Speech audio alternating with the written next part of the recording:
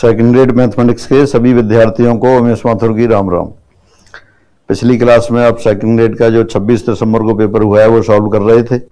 कुछ क्वेश्चंस किए थे, बाकी क्वेश्चन आज लेते हैं। और ये पहले डिस्कस हो गया था, अपना पर्पज इस पेपर को सॉल्व कराना नहीं है। अपना उद्देश्य ये है कि जो लाइन से हटके आ गया पेपर, तो उस पेपर को भी कैसे डील किया जाए। और जो ये शिकायत आ रही है कि बहुत कम क्वेश्चन हो रहे हैं, वो क्वेश्चन क्यों हुए हैं उसका विश्लेषण भी है। आप दोबारा से पेपर देखेंगे, ग्रेजुएशन वाले क्वेश्चन कम आने थे, 40 क्वेश्चन आने थे। इस बार आरपीएससी ने सिलेबस जब डिक्लेयर किया तो ऐसा कुछ बताया नहीं था कि कितने क्वेश्चन आएंगे। उसमें लगभग 75 क्वेश्चन आ गए। तो उन क्वेश्चन को ही अपन ने पिछली क्लास में लिया था, उन्हीं को अब ले रहे हैं। और सिर्फ वो ही क्वेश्चन कर रहे हैं जो क्वेश्चन आप कर सकते थे, मतलब आपकी पहुंच में थे। देखते हैं, शुरू करते हैं। 41 integration of x to the power a upon a to the power x dx limit 0 to infinite बराबर है। गामा फंक्शन आपने पढ़ रखा है। गामा फंक्शन क्या है? Gamma n equal to integration of e to the power minus x to the power n minus 1 dx limit 0 to infinite. अपने यहां तो होता है e to the power minus x, यहां दे दिया a to the power minus x का। आपको क्या दे रखा है? ये आपको दे रखा है a to the power minus x to the power a dx limit 0 to infinite. अगर a to the power minus x की जगह e to the power minus x होता तब तो डायरेक्ट ये गामा a प्लस 1 बन जाता। लेकिन यहां क्या है? यहां e to the power minus ax दे रखा है, तो इसको क्या करें आप?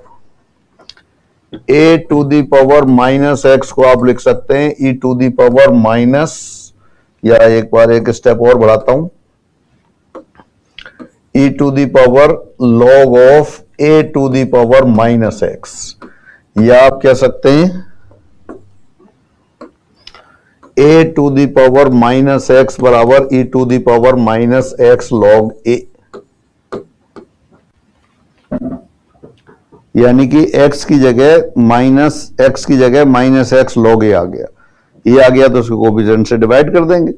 इंटीग्रल करते हैं यही तो करते हैं अपन। या आप टी पुट कर लो। Suppose x log a equal to t, तो therefore dx equal to dt। और इसको अपन log a या log a को नीचे ले लेते हैं।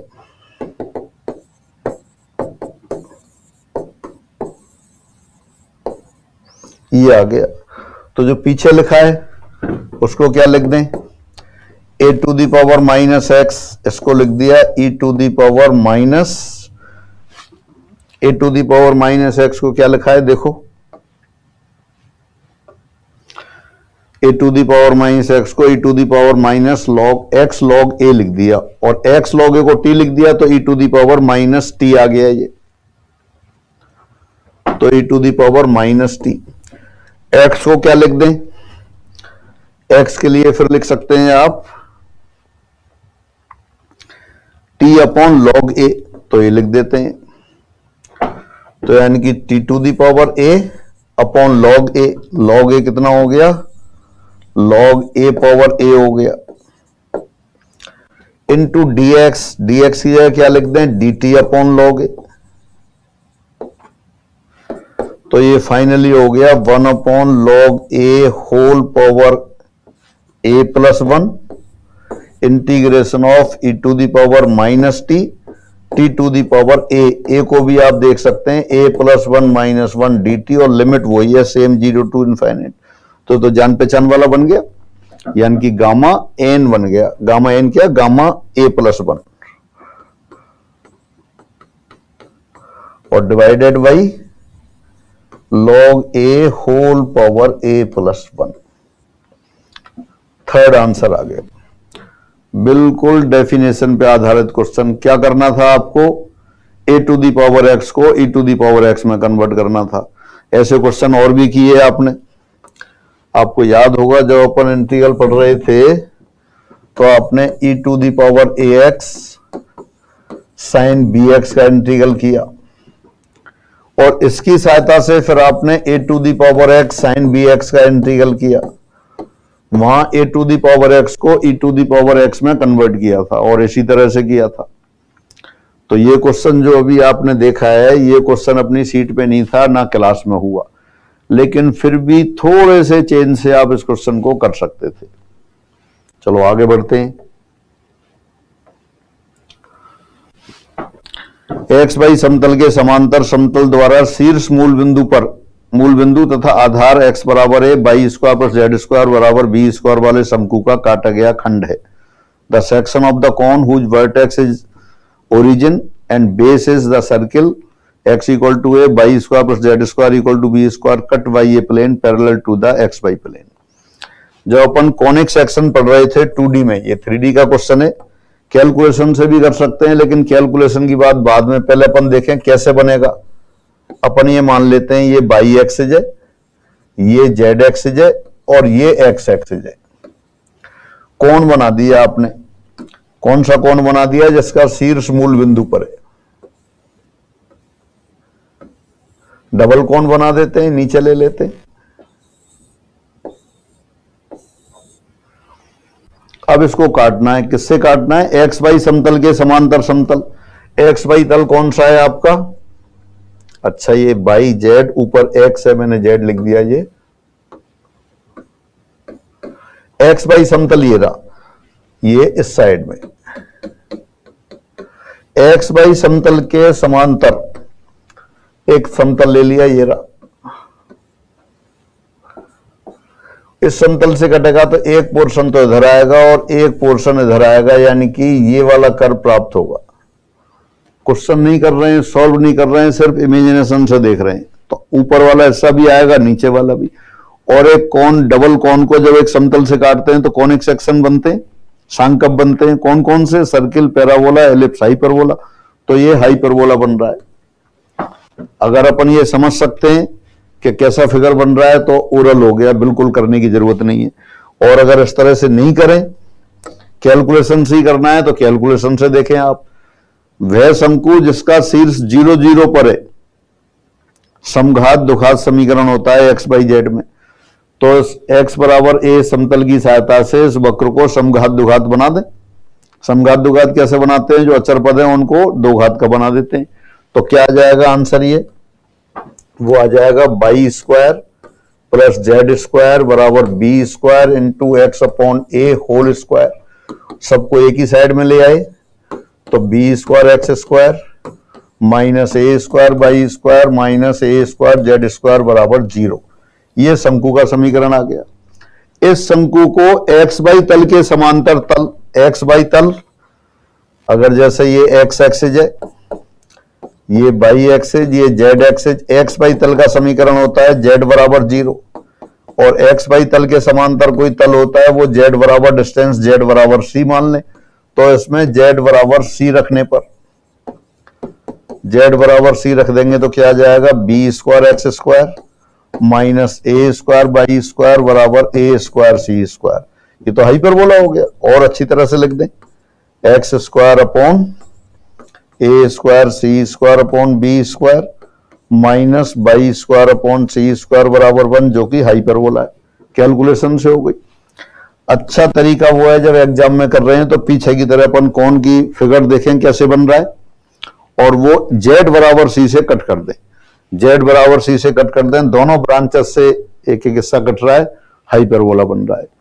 बिल्कुल पेन चलाने की जरूरत नहीं है, बशर्ते कि आप संतुलित रहें और ध्यान रखें कि कैसे शंकु बन रहा है। शंकु जब प्लेन समतल से कटता है तो कॉनिक बनते हैं, ये क्लास में बताया हुआ था। आगे बढ़ते हैं। गलत कथन है, इनकरेक्ट स्टेटमेंट इज, बल तथा उसके द्वारा उत्पन्न गति में संबंध न्यूटन के गति के नियम द्वारा स्थापित किए जाते हैं। Relation between the force and motion produced by it are established by Newton's law of motion, बिल्कुल सही है। न्यूटन का प्रथम गति का नियम जड़त्व का नियम कहलाता है, ये भी सही है। न्यूटन की गति के नियम बल गति के नियम के अंदर, बल गतिकी के अंतर्गत आते हैं, ये भी सही है। तो चौथा गलत हो गया कि शुद्ध गतिकी के अंतर आते हैं। जो अपन स्टैटिक्स डायनेमिक्स अपन ने शुरू की थी, आपने बात की थी मैकेनिक्स, यांत्रिकी। मैथमेटिक्स की वह शाखा है जिसमें किसी भी दृढ़ पिंड पर बल और बलों के प्रभाव का, उनके कारणों का, उनकी ज्यामिति का अध्ययन किया जाता है।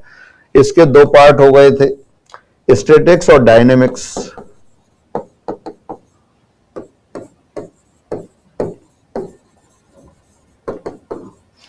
स्थिति विज्ञान और गति विज्ञान या गतिकी। गतिकी के भी दो पार्ट हो गए थे, काइनेटिक्स और काइनेमेटिक्स। काइनेमेटिक्स शुद्ध गतिकी और काइनेटिक्स बल गतिकी। शुद्ध गतिकी में उसका ज्यामिति का अध्ययन होता है, मतलब कहां कैसे मूव कर रही है वस्तु। बल गतिकी में जो वस्तु के बल जो लग रहे हैं वो और उनके कारणों का और उनके प्रभावों का अध्ययन होता है। तो यही आपको देखना था।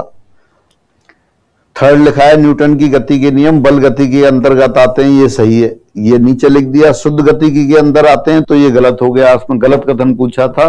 चौथा आंसर सिंपल। अगर परिभाषाएं आपको याद हैं तो उससे आप काम कर सकते हैं।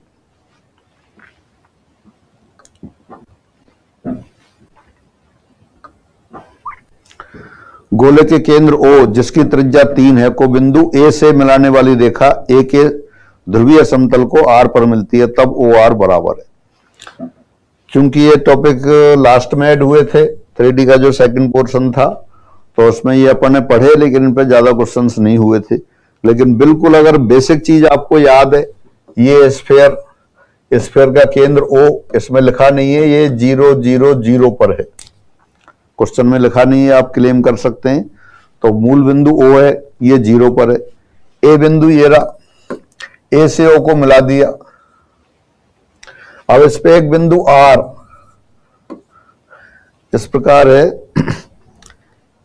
हाँ ये क्या है, तब OR बराबर है। A से O को मिला दिया, तब अगर ये आपका अगर ये कह रहा है ध्रुवीय समतल है, R का लोकस है वो ध्रुवीय समतल होता है, तो यहां रिलेशन होता है अपने पास OA इंटू OR बराबर A स्क्वायर। A क्या है, त्रिज्या, रेडियस। ये एक प्रॉपर्टी है, सीट में दे रखी है। OA कितना हो गया, O 0 0 0, A 3 4 0, 5 आ गया। OR ऐसे कैसे लिख दिया, A रेडियस 3 दे रखी है, तो ये 3 स्क्वायर, यानी कि OR बराबर 9/5 आ गया। यानी कि अपन को ये डेफिनेशन, ये आपकी ध्रुवीय तल और ये ध्रुव बताए थे, उनकी अगर प्रॉपर्टी याद थी तो बिल्कुल ओरल क्वेश्चन हो रहा था। OA इंटू OR बराबर A स्क्वायर, ये याद है तो क्वेश्चन बिना पेन चलाए हो रहा है। OA दूरी आसानी से आप निकाल रहे हैं, A आपको दे रखी है तो OR आ गया।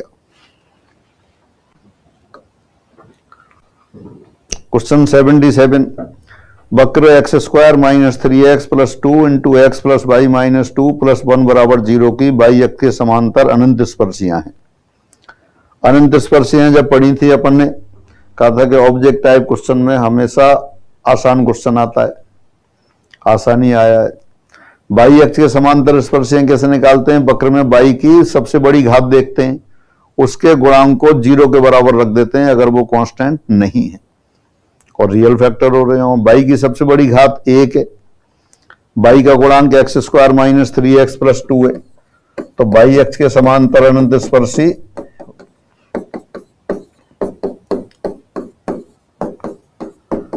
तो 2 स्पर्शी आ गई, x बराबर 1, x बराबर 2, ये 2 अनंत स्पर्शी हो गई। पेपर लाइन से हटके आया है, टिपिकल नहीं है। अब ये जो क्वेश्चन सॉल्व हो रहे हैं, सॉल्व करना का पर्पज क्वेश्चन सॉल्व करना नहीं है, आपको ये बताना है कि आप ये पेपर कैसे कर सकते थे। अभी ग्रेजुएशन की बात थी, कम क्वेश्चन आने थे, ज्यादा आ गए, ग्रेजुएशन वाले ही क्वेश्चन सॉल्व कर रहे हैं। अब इससे भी आसान क्वेश्चन क्या आएगा, अभी अपन जो क्वेश्चन कर रहे हैं टोटल मैं समझता हूं 40-45 क्वेश्चन हो जाएंगे। पिछली क्लास में हो गए थे 20-22 क्वेश्चन और 22-23-24 क्वेश्चन आज की क्लास में हैं। सारे ग्रेजुएशन वाले लिए, 9, 10th, 11, 12th वाले अगली क्लास में लेता हूं। आपको ये देखना है कि ये क्वेश्चन अपनी पहुंच के अंदर ही थे। टिपिकल कितना भी कर सकते हैं, किसी भी बुक से कर सकते हैं। ऑब्जेक्ट टाइप में कॉन्सेप्ट ओरिएंटेड और छोटे क्वेश्चन ही बनते हैं, कुछ बड़े भी आ जाते हैं, जरूरी नहीं है। अब ये क्वेश्चन जो आप हो रहे हैं आप इनको देखेंगे, जो गलती इस पेपर में हो गई है वो अगले पेपर में नहीं हो। x बराबर 1 बाई x बराबर 2 अनंत स्पर्शी आ गई। किसी प्रवण समस्या को हल करते समय अभ्रष्टता आने का अर्थ है। The occurrence of degeneracy by solving a transportation problem means. अभ्रष्टता कब आती है? जब धनात्मक नियतनों की संख्या m प्लस n माइनस 1 से कम होती है। सुसंगत हल के लिए अगर mn टाइप की कोई ट्रांसपोर्टेशन प्रॉब्लम है तो अपन ने पढ़ते समय ही देखा कि धनात्मक नियतनों की संख्या m प्लस n माइनस 1 होनी चाहिए। तब अगर इतनी होती है तो वो हल सुसंगत हल होता है, और इससे कम हो गई तो सुसंगत हल नहीं होगा। अब भ्रष्टता कब उत्पन्न होती है? जब धनात्मक नियतनों की संख्या m प्लस n माइनस 1 से कम हो, और इससे कम हो गई तो सुसंगत हल नहीं होगा। तो यही आंसर आ गया, बिल्कुल बेसिक्स पे डिपेंड और सब पढ़ाए हुए।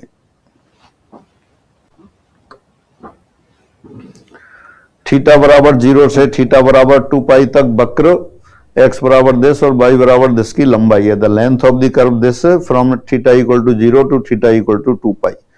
जिन लोगों को वक्र की लंबाई का फॉर्मूला याद है, बिल्कुल जीरो लेवल का क्वेश्चन। वक्र की लंबाई का फॉर्मूला क्या है जो पैरामेट्रिक कर्व है?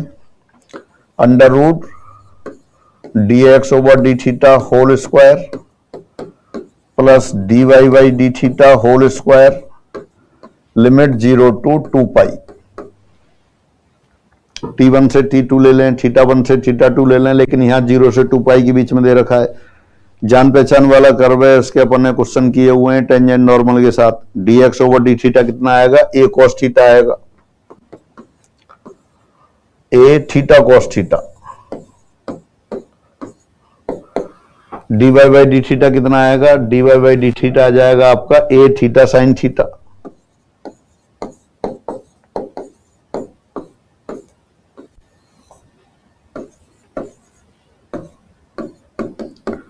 मैंने लिख दिया है, आपको याद है तो पेन चलाने की जरूरत नहीं है।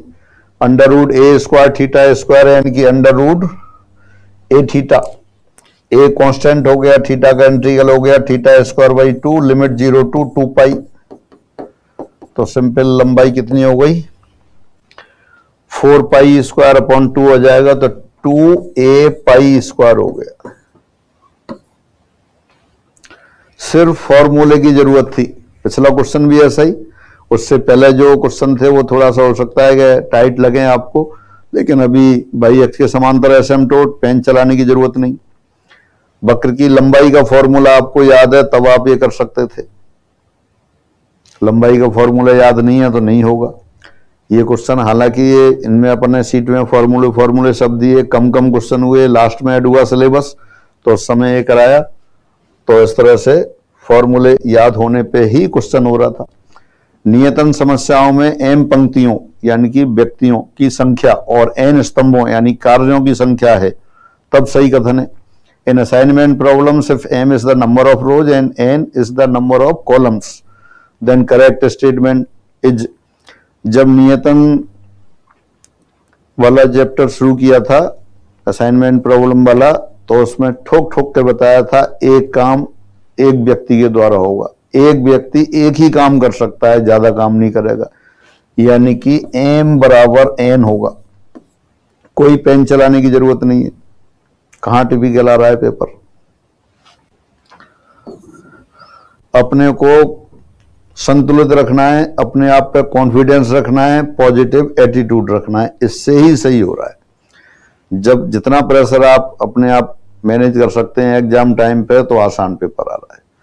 ये पर्पजली ग्रेजुएशन वाले क्वेश्चन पहले करा रहा हूं जिससे आपको पता पड़े कि ये अपन ने क्या कराए। बहुत फोन आ रहे हैं, कह रहा है आरपीएससी 35% से 35% भी कट ऑफ कर सकती है क्या? मतलब मिनिमम क्वालिफाइंग मार्क्स जो 40% है, 60 क्वेश्चन वाला है, उसको कम हो सकते हैं क्या? जो आपके हाथ में नहीं है आरपीएससी क्या कर सकती है अपन कैसे बता सकते हैं? और आप इसमें क्यों पचड़े में पड़ते हैं? निश्चित रूप से मन उधर ही जाता है कि 2 क्वेश्चन कम रह रहे हैं या मिस्टेक हो गई है, कम क्वेश्चन किए थे, फिर लगा कि इतने पे नहीं होगा तो और क्वेश्चन कर दिए। तो जिन चीजों पे अपने आप का कंट्रोल नहीं है उनके लिए आप ना तो अपने को दोष दो ना अपने आसपास के लोगों को दोष दो। अब वो ये खराब हो गया है तो कोई जीवन खराब थोड़ी हो रहा है। बहुत लोगों के पेपर अब मेरे पास फोन आ रहे हैं, पिछले साल कोचिंग करके गए थे पहले, उनका फोन आया है कि साहब 109 क्वेश्चन सही हो रहे हैं। 109 क्वेश्चन कैसे हो गए? कोचिंग नहीं करी, पहले ही कोचिंग करके गया था कि साहब बिल्कुल शांति से पढ़ता रहा, सारी चीजें रिवाइज कर ली। और मजे की बात उस पर तो पुरानी सीट और थी, नई सीट और नहीं थी। नई सीट ये वाली जो नया किया है वो तो जुड़ रहे थे और उनके फॉर्मूले किए, उसमें भी कुछ क्वेश्चन सही हो गए होंगे। क्यों हुआ? कि सिर्फ संतुलित कि नहीं भाई, प्राइवेट स्कूल में जॉब कर रहे हैं, जॉब करते करते पढ़ाई की, लास्ट में 1-1.5 महीने छुट्टी ली और उसके साथ कर लिया। आप इसमें टिपिकल नहीं है, लाइन से हटके है।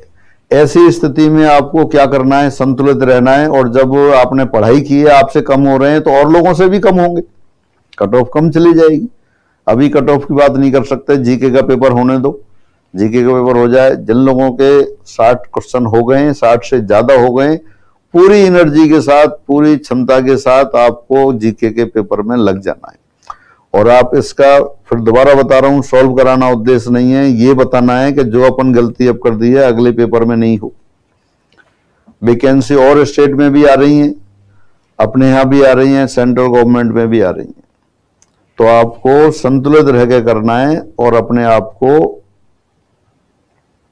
दोष नहीं देना है कि मेरे पे ये भी नहीं हुआ, इतनी मेहनत करी फिर भी नहीं हुआ। आसपास के पड़ोसी हैं, रिश्तेदार हैं, वो सब टोका टाकी करते हैं, दुनिया करती है, करने दो। अपने आप को कोशिश करो कि सबसे बचा के रखें और आप देखें, और ये दोबारा जब आप देखेंगे आपको लगेगा कर सकते थे। और जो कमियां रह गई अगले पेपर में नहीं आए। श्रेणी ये निरपेक्ष अपसारी है यदि the series this is absolutely convergent. Absolutely convergent कब होती है? अगर अपन सीरीज यूएनए मॉडुलस ले लें, अगर ये कन्वर्जेंट हो जाएगी तो दी हुई श्रेणी एब्सोल्युटली कन्वर्जेंट कहलाती है, निरपेक्ष अपसारी कहलाती है। अब अगर इसमें मॉडुलस ले लेते हैं तो ये तो पी सीरीज हो गई, और पी सीरीज तो जानते हैं आप, ज्योमेट्रिक सीरीज और पी सीरीज दोनों ही आपकी सहायक श्रेणी की तरह काम होती है, ये आप जानते हैं। पी सीरीज कन्वर्जेंट कब होती है? जब p ग्रेटर देन 1 हो। डाइवर्जेंट कब होती है? जब पॉजिटिव और लेस देन 1 हो, लेस देन और इक्वल टू 1 हो। तो कन्वर्जेंट पूछा है, ये हो गई। बिल्कुल पेन चलाने की जरूरत नहीं है। आगे बढ़ते हैं। अति परवलय की अनंत स्पर्शियां हैं। x की सबसे बड़ी घात 1 है, x का कोफिशिएंट क्या है? y minus H. y की सबसे बड़ी घात 1 है, y का कोफिशिएंट क्या है? x माइनस के। तो अनंत स्पर्शियां क्या हो गई? x minus k equal to 0, y minus h equal to 0। कहां टिपिकल है? आप देख सकते हैं, सारे क्वेश्चन आप देखते जा रहे हैं, बिल्कुल आसान, कैलकुलेशन की जरूरत बहुत कम क्वेश्चन में पड़ रही है। फिर आगे बढ़ते हैं। यदि a तथा b अपकलनीय सदिश बिंदु फलन है, u अपकलनीय अदिश बिंदु फलन है तो गलत कथन है। If a and b are differentiable vector point functions and u is a differentiable scalar point function, then incorrect statement is gradient u cross vector a plus u curl of a, gradient u vector a vector vector into vector vector curl of a vector अदिश into सदिश फिर सदिश, तो ये सदिश है, सही है।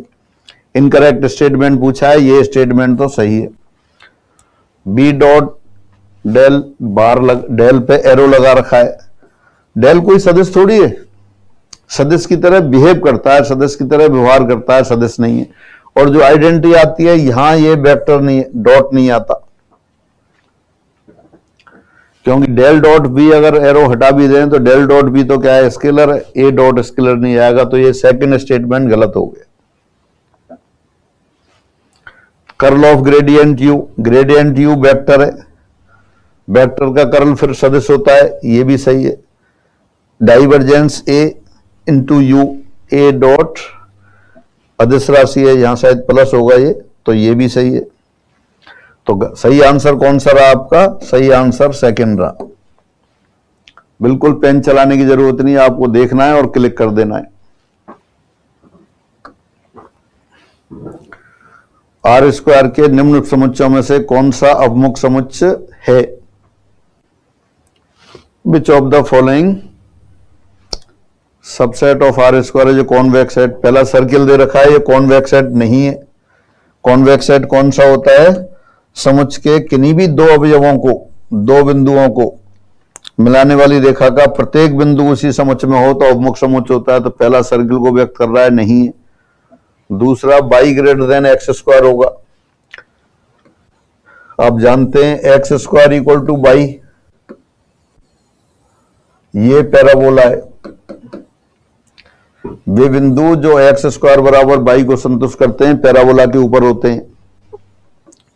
ये पॉइंट लिया सपोज आपने 1,0, तो यहां क्या होगा? यहां x square greater than by होगा पैराबोला के बाहर। और ये जो पोर्शन हो गया फिर ये आपका क्या है? कॉनिक सेट, ये कॉन्वेक्स सेट नहीं है।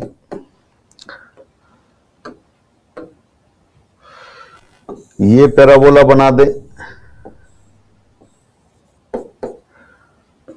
X square equal to Y.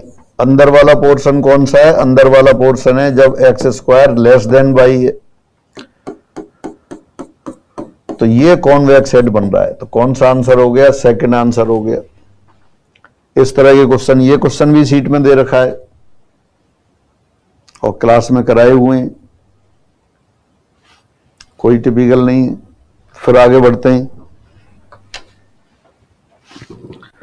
अवकल समीकरण D square plus 1 times y equal to sine x sine 2x का विशिष्ट समाकल है। The particular integral of the differential equation this is.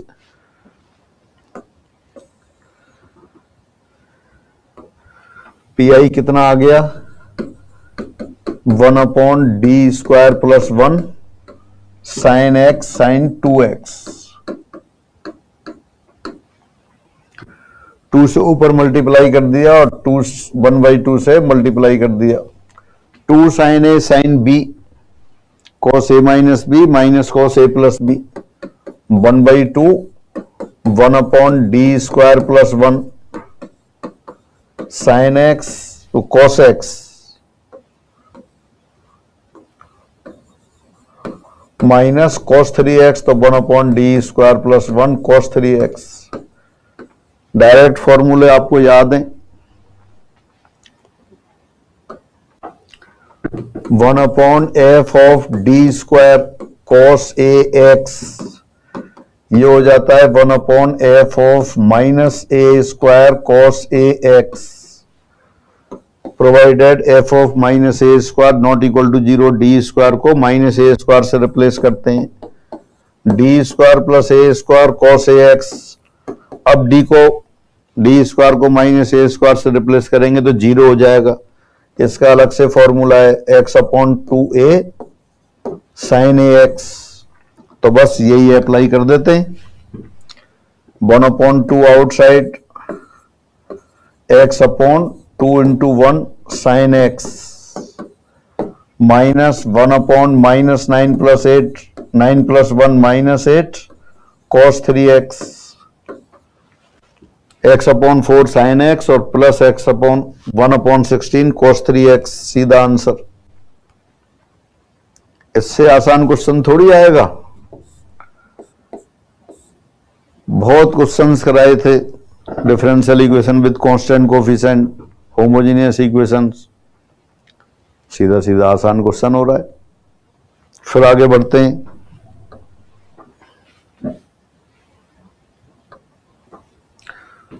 वक्र C x square plus y square equal to 4 तथा z equal to 2 हो, तब ये line integral under root lambda के बराबर है। तो अंडर रूट लेमडा का मान पूछा है। स्टोक्स थ्योरम आपने पढ़ी हुई है। Line integral F dot D R किसके इक्वल होती है? ये सरफेस इंटीग्रल में कन्वर्ट हो जाती है। क्या बनता है? This equal to surface integral curl of F dot n cap d s. अब यहाँ x का कोफिशिएंट सिंपल x का ही फलन है e⁻x, y का कोफिशिएंट y का फलन है, z का कोफिशिएंट कांस्टेंट है, तो इसका कर्ल 0 आएगा, तो ये 0 के बराबर आ जाएगा। कर्ल ऑफ f 0, तो इसका आंसर आपका कितना आ जाएगा, 0 के बराबर आ जाएगा। कौन सा आ गया आंसर? बिल्कुल पेन चलाने की जरूरत नहीं है, ये वाला आंसर आ गया। अगर नहीं है तो कर्ल ऑफ एफ निकाल सकते हैं आप। I cap, j cap, k cap, del del x, del del y, del del Z.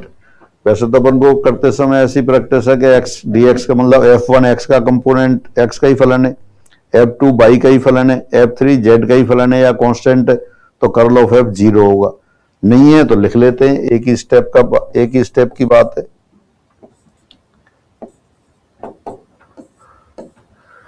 I cap del del y of -1 0, del del z of 2/0, j cap del del z of e⁻x minus del del x of -1 फिर 0, k cap del del x of 2y minus del del y of e⁻x 0 आ गया, तो 0। एक line की calculation से answer आ रहा है, बशर्ते कि अपन को याद हो कि इसमें क्या अप्लाई करना है। फिर आगे देखते हैं। रेखा x-1/1 बराबर y-2/3 बराबर z-3/4 के सभी बिंदुओं के गोले x² + y² + z² = 8 के सापेक्ष ध्रुवीय समतल जिस दूसरी रेखा से गुजरते हैं उसका समीकरण है। स्टैंडर्ड क्वेश्चन की तरह भी है।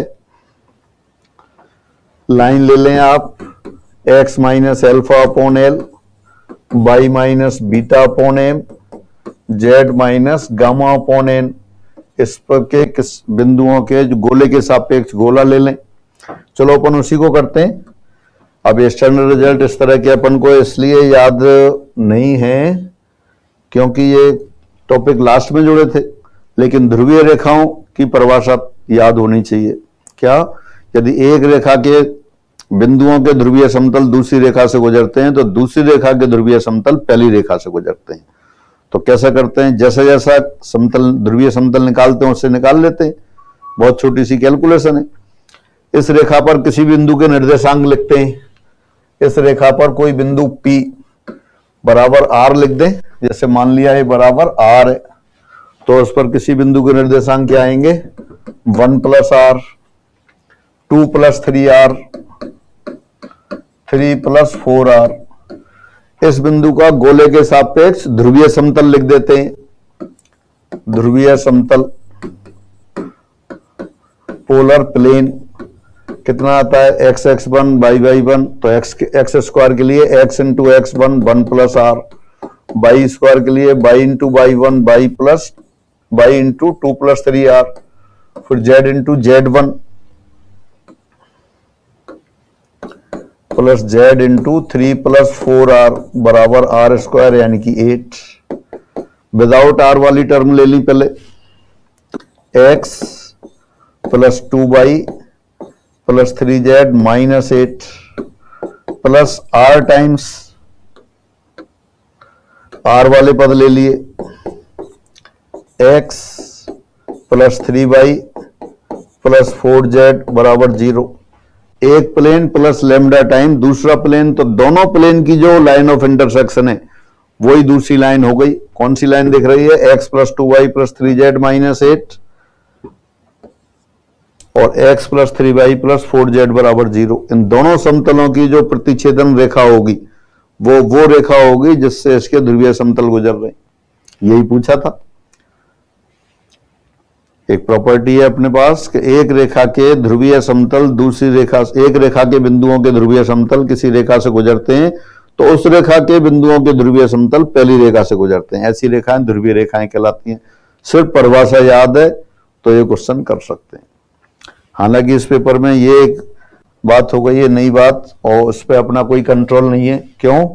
क्योंकि पेपर बनाने वाले को लिबर्टी होती है, उन्होंने जो नया ऐड हुआ था उसमें से काफी क्वेश्चन दे दिए, तो वो आपको करना ही था।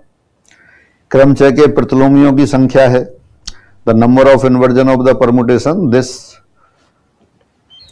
ये n संख्याओं पर n फैक्टोरियल क्रमचय बनते हैं, 3 संख्याएं उनमें से एक क्रमचय दे रखा है। इन्वर्जन क्या होता है, i, j एक इन्वर्जन होता है यदि i j से छोटा हो लेकिन i का प्रतिबिंब j के प्रतिबिंब से बड़ा हो। तो एक इन्वर्जन कौन सा हो गया, 1, 2 हो गया। 1 2 से छोटा है लेकिन 1 का प्रतिबिंब 2 के प्रतिबिंब से बड़ा है। दूसरा इन्वर्जन 1 3 हो गया, 1 3 से छोटा है और 1 का प्रतिबिंब 3 के प्रतिबिंब से बड़ा है। सभी क्लासों में इन्वर्जन क्वेश्चन कराए थे, एक क्वेश्चन सीट में दे रखा था और एक क्वेश्चन एग्जाम्पल वाला कराया, और सब आपसे करवाए कि इन्वर्जन कैसे निकालते हैं। इससे आसान क्वेश्चन थोड़ी बनता है। 2 इन्वर्जन हो गए, इन्वर्जन की संख्या। तीसरा वाला आंसर सही है, ये गलत निशान लग रहा है, ये वाला सही है। 2 बल क्रम से P तथा 2P के बराबर हैं, एक कण पर क्रियाशील हैं। यदि पहले को 2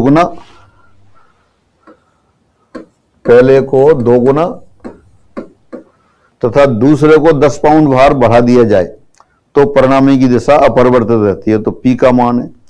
बहुत आसान क्वेश्चन, जो पहला ही फॉर्मूला जो पढ़ाया था स्टैटिक्स में उसी पे क्वेश्चन आता है। मैंने बताया था क्लास में निश्चित रूप से आता है, ये क्वेश्चन आ गया। एक फोर्स P, दूसरा फोर्स 2P, दोनों का रिजल्टेंट P की दिशा से थीटा एंगल बनाता है। ये पूरा एंगल अल्फा है। P को डबल कर दिया, 2P की जगह 2P प्लस 10 कर दिया, तब भी दिशा वही रहती है। तब P का मान पूछा है। दिशा आप जानते हैं, दिशा कैसे देते हैं, theta equal to tan inverse Q sine alpha upon P plus Q cos alpha. ये दिशा का फॉर्मूला रहा। जिस दिन स्टैटिक्स शुरू की उसी दिन एक फॉर्मूले पे परिणामी और दिशा, और इन पर सब पे क्वेश्चन किए थे, पिछले एग्जामों में भी आए थे। तो इसमें क्या करें, अब देखते हैं। पहले केस में थीटा क्या आएगा, टेंजेंट थीटा लिख देते हैं। टेंजेंट थीटा बराबर Q साइन एल्फा, यानी कि 2P sine alpha P plus 2P cos alpha. Second case, पहले बल को तो दुगना कर दिया, दूसरे को 10 पाउंड से बढ़ा दिया, तो ये 2P प्लस 10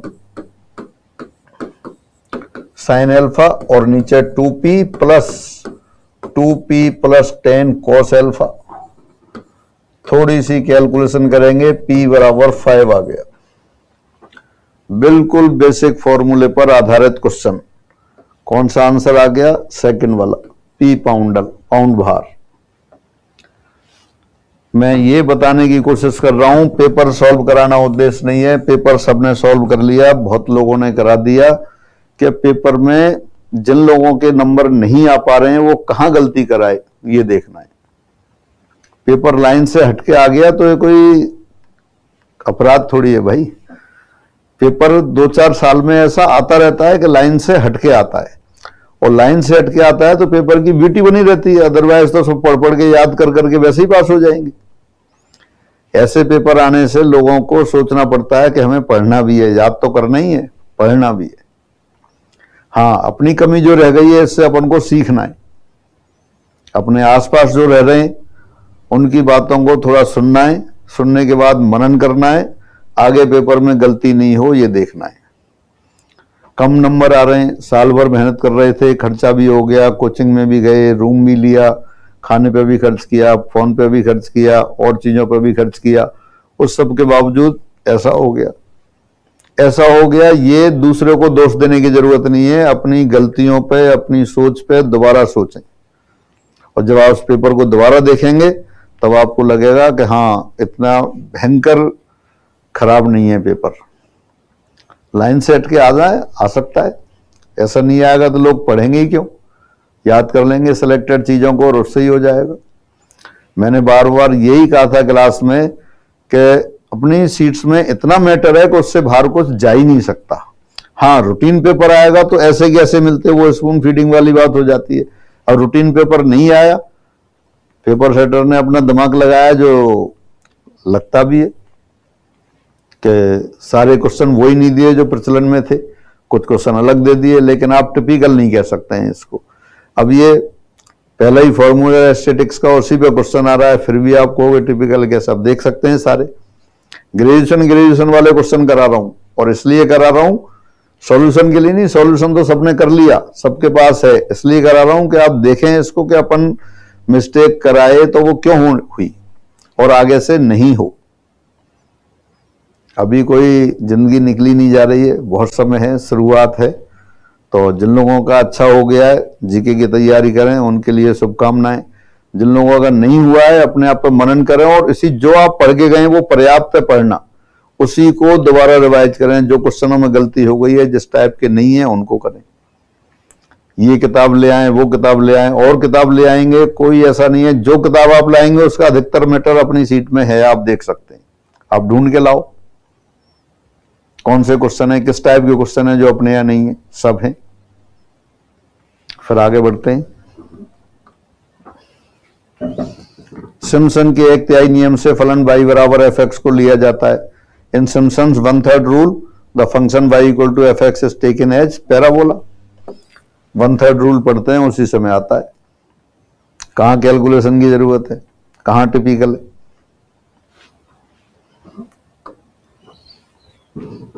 यदि पृष्ठ S गोला x square plus y square plus z square बराबर a स्क्वायर है, तो double integral x dy dz plus y dz dx plus z dx dy बराबर है, this is equal to. Gauss theorem पे बहुत क्वेश्चन कराई class में। ये क्वेश्चन नहीं था, लेकिन इस टाइप का एक ही क्वेश्चन था 3-4 बार, और कई क्वेश्चन थे, और गॉस थ्योरम पे कहा था कि अधिकतम संभावनाएं आने की। Surface integral f1 dy dz plus by f2 dz dx plus f3 dz dx किसके बराबर होता है? Volume integral divergence of f db। f1 के लिए क्या है? 1, तो डाइवर्जेंस अगर अपन यहां निकालेंगे तो डाइवर्जेंस ऑफ जो फंक्शन है क्या आएगा? 1 + 1 + 1। तो ये किसके बराबर हो गया इंटीग्रल? ये इंटीग्रल हो गया 3db over the volume. Volume कौन सा है? इस गोले से घिरा हुआ, 3b हो गया 4/3 पाई AQ, 4 पाई AQ। अब गॉस थ्योरम पे इससे भी आसान क्वेश्चन क्या देंगे? आपको याद आना चाहिए था कि गॉस थ्योरम पे अपन ने क्वेश्चन किए थे, इस तरह के लिखाए थे, निश्चित रूप से सही होना चाहिए था। जिन लोगों का हुआ है उनके लिए बधाई, जिनका नहीं हुआ है वो दोबारा सोचेंगे। आगे बढ़ते हैं। बाई अक्ष के सापेक्ष दीर्घवृत्त के घूर्णन से जनित ठोस का आयतन है। The volume of the solid generated by revolving the ellipse this about by axis is. Numerical नहीं है, जो क्वेश्चन न्यूमेरिकल नहीं है, जो आपने किए हुए हैं उनको आंसर सहित याद करना था। अपने पेपर जो अभी मेजर टेस्ट हुए थे उनमें क्वेश्चन था, वहां एक्स अक्ष के सापेक्ष घुमाया था, एक्स अक्ष के सापेक्ष घुमाया था, तब वॉल्यूम आया था 4/3 पाई AB स्क्वायर। यहां बाई अक्ष के सापेक्ष घुमा दिया है तो 4/3 पाई A स्क्वायर B। और अगर ये याद नहीं है, फॉर्मूला याद है, तब भी आप कर सकते थे। कितना आएगा volume? 2 pi integration of x square dx और लिमिट, ये जो एलिप्स बन जाता है आपका, बाई एक्स के सापेक्ष घुमा रहे हैं, यहां 0 - b, ये 0b। चूंकि सिमेट्रिक है तो आधे को ही घुमा दो, 2 टाइम्स 0 to b कर देते हैं। हाँ, पाई एक्स स्क्वायर आता है, 2 कर दिया अपन ने। एक्स की वैल्यू कहां से रख देंगे? यहां से। एक्स स्क्वायर बराबर कितना आ जाएगा? X square upon a square बराबर है 1 - y square upon b square. A square को उधर ले गए तो क्या लिख दिया? 2 pi integration 0 to b x square की जगह लिख देते हैं a square upon b square into b square minus y square d y. छोटी सी कैलकुलेशन, अपने आप आंसर आ रहा है। अपन को ऐसे क्वेश्चन में कैलकुलेशन नहीं करनी थी, सर ने कराया हुआ था सॉल्यूशन के टाइम पे, तो ये आपको डायरेक्ट याद रख सकते थे। याद रखने वाले भी तो थे, तो ये है। और याद नहीं है, फॉर्मूला आया तब क्वेश्चन हो रहा है। 1 मिनट में ही आप कैलकुलेशन कर सकते हैं। एक तोप के गोले का क्षैतिज परिसर r है। यदि उन दोनों पथों को, जिनके लिए यह संभव है, महत्तम ऊंचाइयां s तथा s डैश हो, तो r का मान है। ये जो डायनेमिक्स का क्वेश्चन था प्रोजेक्टाइल का, ये अपनी सीट में नहीं था, लेकिन बेहद आसान क्वेश्चन है।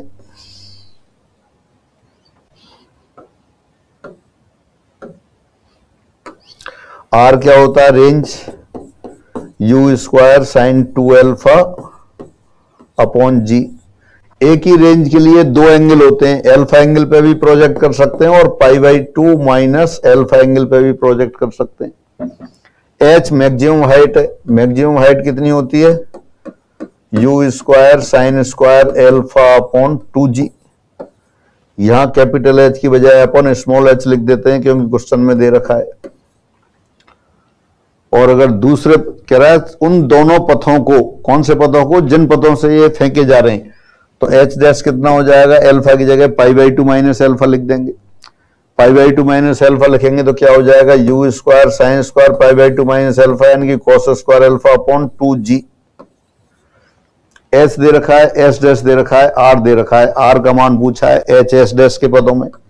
देखिए लिखते हैं, r बराबर u square upon g sine 2 alpha, इसको लिख दिया 2 sine alpha cos alpha, r स्क्वायर कर दिया, 2 का स्क्वायर किया 4, u square upon g sine square alpha, u square upon g cos square alpha. h किसके बराबर था? u square sine square alpha upon 2g। वहां अपन g है तो ये 2h के बराबर हो गया, ये 2h डैश के बराबर हो गया, यानी कि r बराबर 4 अंडर रूट h डैश। फॉर्मूले आपको याद थे, बिल्कुल जीरो लेवल का क्वेश्चन। रेंज आपको पता है, एक ही रेंज के लिए दो एंगल हैं, ये पता है, मैक्सिमम हाइट पता है, तो क्वेश्चन हो रहा है। वैसे ये पहले स्टैटिक्स की बुक चलती थी 12th में, उसमें क्वेश्चन दे रखा है, अपनी सीट में नहीं था, लेकिन बेहद आसान क्वेश्चन। आपको ये फॉर्मूले याद थे तो ये करना चाहिए एग्जाम। टिपिकल वाली बात सही नहीं है। यदि g z पूर्णांकों का योज्य समूह हो, h m z g का उपसमूह हो, जहां m एक नियत पूर्ण धनात्मक पूर्णांक है, तो विभाग समूह g/h बराबर है। If g equal to z be the additive group of integers, h mz be the subgroup, h equal to mz be the subgroup of g, where m is a fixed positive integer, then quotient group g/h is equal to। Class में अपन ने question किया था, g ये group है और h इसका सब group लिया था 3z। तब इसके कोसेट्स बनाए थे, सभी लोगों से बनवाए थे। कौन कौन से कोसेट थे? h+0, h+1, h+2।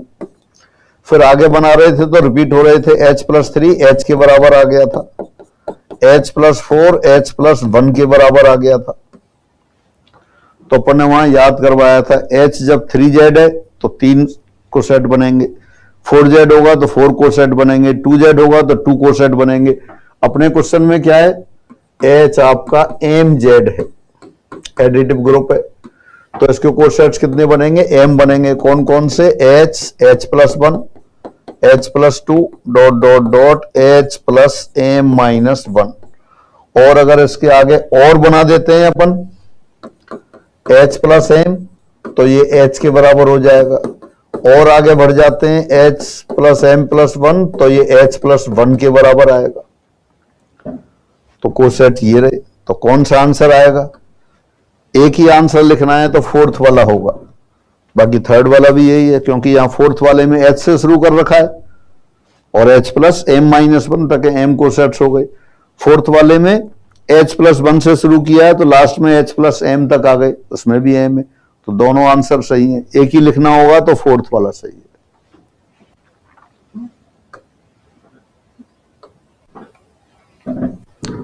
यदि ए अवकल समीकरण d2y d x square plus alpha times dy by d x plus beta y equal to e⁴ax की सहायक समीकरण का एक द्विमूल हो, ए रूट है इसका, तो इसका विशेष समाकल है। अगर ए रूट है, ये आपने पढ़ रखा है कि 1/fd ऑफ e⁴ax, ये होता है 1/fa e⁴ax provided fa not equal to 0। Class में बताया था, प्रूफ करके भी बताया। हाँ, अगर fa 0 हो जाए 1/d माइनस a e⁴ax तो था x/1 फैक्टोरियल e⁴ax, ये भी प्रूफ किया था। अगर 1/d minus a whole square double root हो गया e⁴ax तो आएगा x²/2 फैक्टोरियल e⁴ax। और अगर ये r बार हो जाता d minus a whole power r e⁴ax तो होता है x⁴r/r फैक्टोरियल e⁴ax। अपना क्या है, डबल रूट है, डबल रूट है तो क्या आएगा, ये 1/d minus a whole square e⁴ax, तो ये x²/2 फैक्टोरियल, उसको 2 लिख दिया, e⁴x ये आ गया। तो आप देख सकते हैं जो एक्स्ट्रा पोर्शन आ गया ग्रेजुएशन वाले में, ज्यादा क्वेश्चन हो गए, वही क्वेश्चन सॉल्व किए। पिछली क्लास में और इस क्लास में मिला के लगभग ये 45 के आसपास क्वेश्चन हो रहे हैं। सही काउंटिंग नहीं की है, वो कर लेंगे। तो जो अलग लाइन में आया उसमें भी जो क्वेश्चन आए वो ऐसे टिपिकल नहीं है, आपको बेसिक नॉलेज है और आप संतुलित हैं तो कर सकते हैं। तो आगे से आप ध्यान रखें, बहुत ज्यादा इसमें घबराने की जरूरत नहीं है। अब पेपर कम हो गए, जिन चीजों पे आपका कंट्रोल नहीं है उनके लिए अपने आप को दोष मत दो। आरपीएससी ने जो रूल बना रखे हैं वो रूल सोच समझ के बनाए और वैसे के वैसे ही रहेंगे। 40% अगर मिनिमम क्राइटेरिया रख रखा है तो वो 40% ही रहेगा। हो सकता है कम कर दें, अभी बिल्कुल संभावना नहीं है, क्योंकि किसी और के निर्णय को, और उस निर्णय का कोई लॉजिक नहीं है।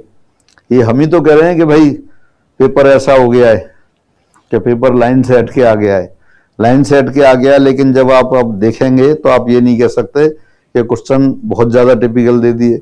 अपनी सोच के अनुसार नहीं आए उसी सिलेबस में से, और आधे से ज्यादा क्वेश्चन जो आप कर रहे हैं बेसिक फॉर्मूले याद हैं तो उस पर हो रहे हैं। अब ये कहना जो कि a+2b होल स्क्वायर आपने पढ़ा, लेकिन पूछ लिया 2a+b होल स्क्वायर, और ये कैसे पूछ लिया, तो ये ऐसी बातें हैं। आप दोबारा मनन करें, उस पर दोबारा करें और देखें कि आप उस क्वेश्चन को कर सकते हैं। आगे जो पेपर देने जाएं उनमें ऐसी गलतियां नहीं हो। आपको और एक्स्ट्रा कहीं कोचिंग में जाने की जरूरत नहीं है, किसी की सलाह की जरूरत नहीं है। आप उसको मनन करें, पेपर को 4-5 बार पढ़ें, 4-5 बार पढ़ें, फिर आप निशान लगाएं कि कौन से क्वेश्चन ऐसे थे जो मैं कर सकता था, क्यों नहीं हुए, हड़बड़ाहट में नहीं हुए, प्रेशर में नहीं हुए। अब आपको प्रेशर रिलीज करना है। अभी फिर दोबारा से वैकेंसी आ रही है, पर्याप्त समय है आपके पास, पूरा कोर्स आपका हो चुका है, उन्हीं को रिवाइज करें, उन्हीं पेपर्स को जो पेपर लिए। जब नए स्टूडेंट आते हैं तो टीचर फिर पेपर लेते हैं, ये पेपर क्वेश्चंस नहीं बदलते, आगे पीछे हो जाते हैं, स्टूडेंट सामने वाले बदल जाते हैं। तो आप निश्चिंत रहें, ये पढ़ाई आपकी बेकार नहीं जाएगी, काम आएगी। और स्टेट्स में भी वैकेंसी निकलती रहती हैं, सेंट्रल लेवल पे निकलती रहती हैं। जो आपने पढ़ाई कर ली है उसी को दोबारा संभालने की जरूरत है। और थोड़ा आसपास का जो प्रेशर है, कमेंट्स हैं, उनको भी थोड़ा झेलना है, झेलन क्षमता बढ़ानी है, नहीं तो इसलिए घबराना नहीं है। जो आपने कर रखा है सही किया है। अब कई बार सारे दिन खराब नहीं होते, एक दिन खराब होता है तो दूसरे दिन अच्छे होते हैं। और आप अपने पे विश्वास रखेंगे, जो आपने पढ़ रखा है सही पढ़ा है ये मान के चलेंगे, पॉजिटिव एटीट्यूड रखेंगे, तो आगे जो भी पेपर होंगे इससे आपको बहुत बड़ी सीख मिल चुकी है।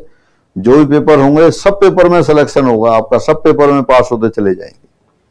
अपने पे कॉन्फिडेंस रखना है, जो पढ़ा है सही पढ़ा है, अच्छे तरीके से पढ़ा है, उसी को रिवाइज करना है। कोई इधर उधर से हटके आ जाता है पेपर, तब भी उन्हीं में से आएगा। ये क्वेश्चन कराने का पर्पज नहीं है मेरा मेरा ये बताने का पर्पज है कि जो आप पढ़ के गए हैं सारा उसमें से ही पेपर आया और आपके कब्जे में है, आपकी कॉपी में है। अब एक लिस्ट वैसे आपको डाल दी है वहां टेलीग्राम चैनल पे कि कौन कौन से क्वेश्चन थे। अब कुछ और क्वेश्चन मिल गए हैं जो सीट में थे, तो ये तो सिर्फ ग्रेजुएशन वाले मैंने क्वेश्चन कराए, जो क्वेश्चन आप कर सकते थे, जो आपने पढ़ा है। इसमें से बहुत से टॉपिक के छूट गए क्वेश्चन जो थोड़ा सा अलग थे या नहीं किए आपने, या थोड़ा लाइन से हटके आ गए। 11th-12th वाले देखेंगे, वो क्वेश्चन अगली क्लास में लेता हूं। वो क्वेश्चन भी वही हैं जो आप क्लास में करके गए हैं। हाँ, स्टैंडर्ड क्वेश्चन थे वो कम आए हैं, सीधे के सीधे ऐसे ही आ जाएं तो वो नहीं थे, लेकिन आसान क्वेश्चन है वो फिर अगली क्लास में मिलते हैं। सभी को नमस्कार, सभी को सुखद भविष्य की शुभकामनाएं।